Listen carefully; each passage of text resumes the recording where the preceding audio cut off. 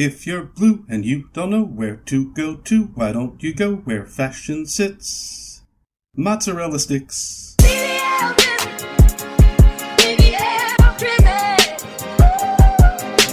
Well, here we are. 1,500 subscribers and a date with Long John Silver's. A restaurant that I have not once considered patronizing. A place that I don't think I've ever known a single person who has even considered eating from. A place that I have driven by many times, looked at their building and wondered, who eats there? Who is keeping this place in business? Maybe it won't be so bad. I mean, sure, fast food seafood sounds like a recipe for otherworldly diarrhea. But we trust drive-thrus to cook us red meat and chicken, which are just as likely to make us sick. Maybe my paranoia is overblown. It wasn't, and here it is. The fish, chicken, and shrimp combo meal from Long John Silver's. But before we get there, this story deserves to be told from the moment we arrived. Because while I can't speak for all Long John Silver's, going to the one in Conway is like visiting some cursed ancient ruins from a civilization long dead. The signs are broken, and the building looks like it's held together with loose wires and duct tape. The drive-thru lane itself is cracked and broken, and the speaker sounds like it was installed in 1978 and has never been repaired or upgraded. The woman taking our order sounded like she was being broadcast over a ham radio station located in the old Soviet bloc. We ordered our food and pulled up to the window. The cashier stood there and talked with co-workers like we weren't even there. Like Long John Silver's wasn't even a place where she worked, but a social gathering. "Girl, you crazy!" she yelled just a foot or two from us. At this point, I started to feel bad. Not for them or for Long John Silver's, but the people driving by. What if they saw me and thought to themselves, oh, people go to Long John Silver's. Maybe I should.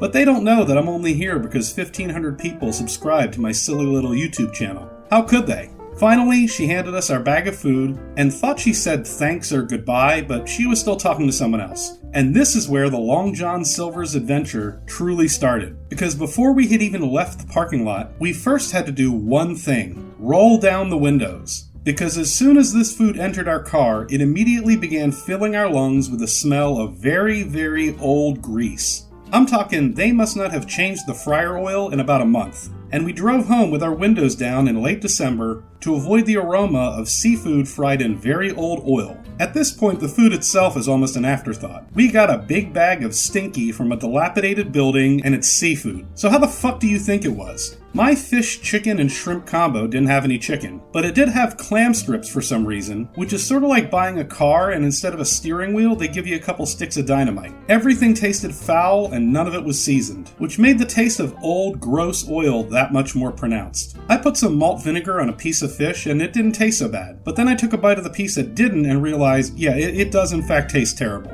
The fries and hush puppies weren't that bad, but were still the worst fries or hush puppies in existence. But being my only escape from disgusting seafood made them seem like victory. They weren't. I have given some bad reviews here in Conway, and while they were mostly deserved, none of them encapsulate the horror show that is Long John Silver's. The entire experience from restaurant to table was one of the most miserable that the human condition is capable of producing. It was like a dark comedy that had materialized into reality. So putrid and miserable that it honestly made me laugh, and I genuinely doubt that it would be possible to experience anything worse than this without a restaurant employee assaulting and or violating me physically.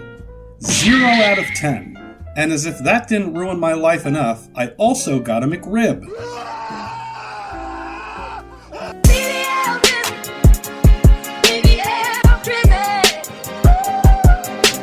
Like Long John Silver's, at no point in my life have I ever considered ordering a McRib. Because just like an oil change or sex with a woman, it never occurred to me to get ribs from McDonald's. But unlike sex with a woman, the McRib actually happens once a year or so. So you could say that your entire life can be measured by the availability of a McRib. Yeah, sit and think about that sick cosmic joke for a moment. But after much deliberation and soul-searching, I finally ordered myself a McRib. For you, my loyal and certifiably insane regular viewers. I brought it home, sat it on the kitchen counter, and took a deep breath before opening its packaging. What is that? What the fuck is that? And yup, it was exactly as horrifying as any of my wild imaginings could muster. But after choking one down, I am ready to deliver my verdict. The McRib is a barbecue sauce sandwich. That's it. If you took a kitchen sponge, butterflied it, chucked it in the microwave for a minute before dunking it in barbecue sauce and throwing it on a roll, you'd have a McRib. It tastes exactly nothing like pork, ribs, or pork ribs. There was one bite that faintly tasted like a chunk of unrendered pork fat, but that honestly may have been the vapors of wishful thinking. I don't know, but the McRib is easily the single worst thing on any McDonald's menu anywhere. But more importantly, what the fuck is wrong with you people? By people, I mean the people who order or have ordered a McRib. I know that includes me, but fuck you. We're here to talk about you. There was a time when McDonald's served spaghetti and pizza. They stopped because people weren't ordering it. But they keep bringing back the McRib, which means it is a failure on all of us. We are responsible for this abomination's continued existence, which is like supporting pediatric cancer. 2 out of 10. Shame on all of you and me, but mostly you.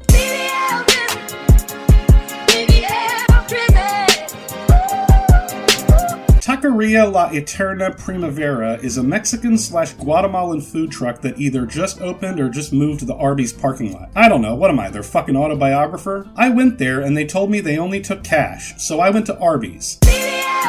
God damn, Arby's is some sorry shit. Damn you, Taqueria La Eterna Primavera, for making me go there because I only had an hour lunch break. Anyway, Mrs. Rain and I came back to T-Lep with some cash and basically let them decide what our lunch was going to be. And here it is. I took my own pictures. Are you happy now? Motherfucker. Anyway, there was this shit, and here's this shit. And here's this shit, but with my cat mozzarella in the background. Now, I am not at all saying that food from Mexico, Guatemala, and other Latin American countries are all exactly the same, although I am heavily implying it with this tone. Because these are empanadas, only they call them something besides empanadas. And these are pupusas, only they call them pupusas. And despite my well-documented contempt for tacos, in Guatemala they apparently managed to do something that is several times worse. Because fucking look at this.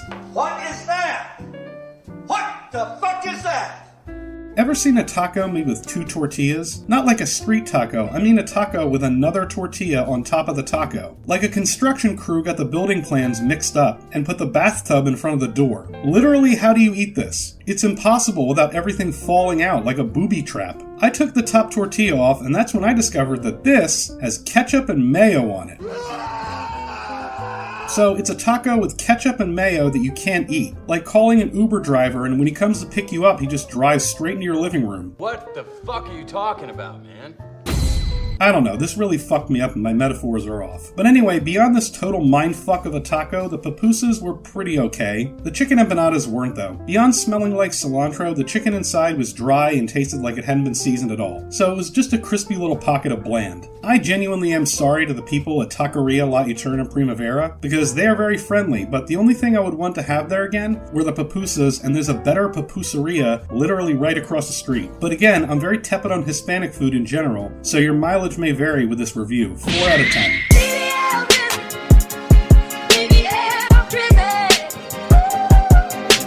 There's a place called Fresh Donuts that serve fresh donuts. 0 out of 10 for the name, but I think the worst donuts in the entire world would only be a 3 out of 10, so let's see. It is a cardboard cutout of the other donut places in town, with an identical menu, so I really don't know what I can talk about here. So instead, let me tell you a completely unrelated story from my childhood. You know how when you were a kid, there were things that you thought were the funniest things in the world, but then you matured and grew up and realized that you only found them funny because you were immature and hadn't grown up? Well, once when I was in the 4th grade, something happened and it is still one of the funniest goddamn things in my entire lifetime. See, there was this kid in my class named Owen who today would 10,000% be considered deep on the spectrum, but we didn't know about that stuff back then. So he would occasionally have, well, let's just call it a random outburst of creativity. One day I'm in Mrs. Caroselli's class. I still remember how to spell Caroselli because in the first day of class she spelled it for us and said, it's spelled Car Rosie Lee, which is fucking stupid if you think about it, but I still remember that, so maybe it wasn't, or maybe it was so stupid that's why I still remember it. Anyway, I'm in Mrs. Caroselli's class and we were taking a quiz and there was a deep, unnatural quiet that only felt more so when Owen, well, he decided that he was going to break this oppressive silence by shouting at the top of his lungs, "Monster bitches and bitches trucks, each sold separately from female dog."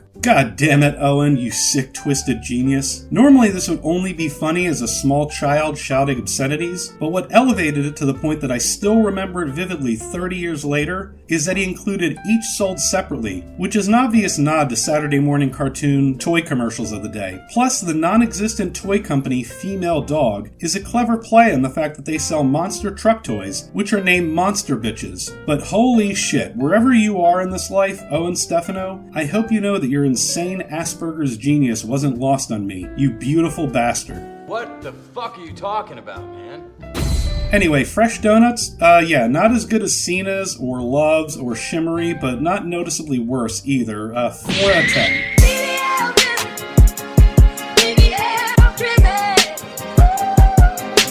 Taco Bell is now offering chicken nuggets, and yes, that's worthy of review because holy shit, what? It's like finding out one day that your dad has a secret family in another town, and he wants you to have a drink with your new half-brother Tyler. Except it's nothing like that at all, and fuck you, Tyler. Anyway, Taco Bell's crispy chicken nuggets are breaded with tortilla chips, which, okay, that basically means you made a batter with masa. I suppose that's one way to tie it to your brand. The nuggets themselves are pretty good chunks of actual chicken meat, with a good crunch and a decent fry. They also come with some tasty dipping sauces like jalapeno honey mustard and Bell sauce, which tastes suspiciously like Bojangles' Bo sauce. My one complaint is that the nuggets themselves are under-seasoned. I really wish the Bell had leaned harder into their own branding and added some Mexican spices to the batter or tossed them in them. Even if it was just their usual taco seasoning, it would have gone miles here. Like most fast food attempts at going viral, I probably won't get these again until they bring them back, I get them again, and that cycle repeats itself until my corpse is giving living organisms within the earth unusually high cholesterol. 5 out of 10.